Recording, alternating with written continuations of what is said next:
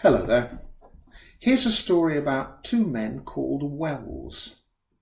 One night in 1938, American radio broadcast a drama which caused quite a sensation. What appeared to be an ordinary program was repeatedly interrupted by breaking news, largely centered on reports of an unusual object which had landed in New Jersey. The format of these news reports became more frantic and disjointed, while their content told of alien beings emerging from that strange object and attacking people in its vicinity. It became an unfolding tale of a futile military struggle against an alien invasion of the whole planet, Martians taking over the Earth. It's said that some listeners, unaware that this was fiction, actually believed an alien invasion was underway and panicked.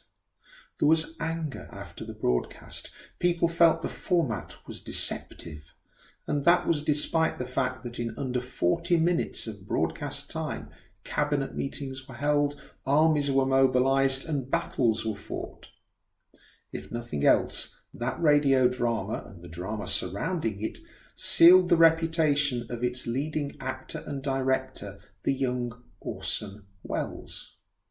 But the story wasn't new. It was adapted from The War of the Worlds, an 1898 British sci-fi novel by H.G. Wells. In his tale, set in southern England, the invasion began near Woking. The authorities hastily ordered London's evacuation, and refugees streamed east and across the sea to continental Europe as the Martians gained the upper hand. There are many other stories of life suddenly collapsing as the unexpected brings confusion, distress, and chaos. And of course it can happen for real too. Sometimes to one family, a road accident, unemployment, sudden illness. Sometimes the impact is far wider. Doesn't it feel just now as if the whole world has postponed ordinary life? And as if humanity is collectively holding its breath, waiting for the outcome of the fight against another invader. This time it's a virus for which at present we have no cure and no vaccine. Yet for many people around the world today and throughout history, this has been the way life is, not something we control and manage. It's more that things we don't choose derail our plans, often permanently.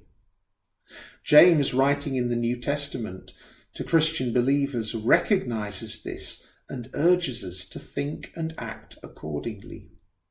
He starts his letter by telling his readers, including us, to view hardship as God's way to develop perseverance and to bring our faith to maturity. He reminds us how fragile life is. Believers in humble circumstances ought to take pride in their high position, but the rich should take pride in their humiliation, since they will pass away like a wild flower. For the sun rises with scorching heat and withers the plant. Its blossom falls and its beauty is destroyed. In the same way, the rich will fade away even while they go about their business.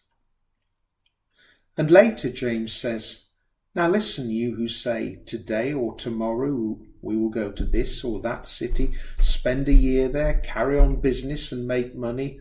Why, you do not even know what will happen tomorrow. What is your life? You are a mist that appears for a little while and then vanishes. Instead, you ought to say, if it is the Lord's will, we will live and do this or that." To me, that feels like a timely reminder to the scientifically trained, control-obsessed culture that characterizes the wealthy West. We're not in control. We're at the mercy of what happens, like everyone else. Yet we also serve a merciful God, who knows our uncertainty and who's with us in the difficult times.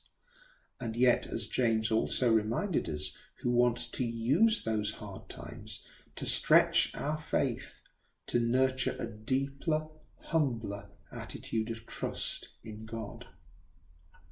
Will human scientific expertise conquer COVID-19? Will our lifestyles be changed permanently by this pandemic, even if the numbers dying, though tragically large, are actually only a tiny percentage of our race? We don't know yet. But we can pray with the psalmist. Here I'm quoting from Psalm 90, which I recommend for reading and reflection. Lord, you have been our dwelling place throughout all generations. Before the mountains were born, or you brought forth the earth and the world, from everlasting to everlasting, you are God.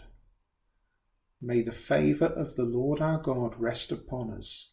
Establish the work of our hands for us. Yes, establish the work of our hands. Amen.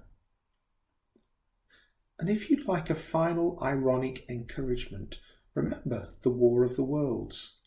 In that story, the invasion was overcome, but not by military efforts. Those Martian invaders were killed by earthly diseases against which they had no immunity. Until next time, take care and trust God.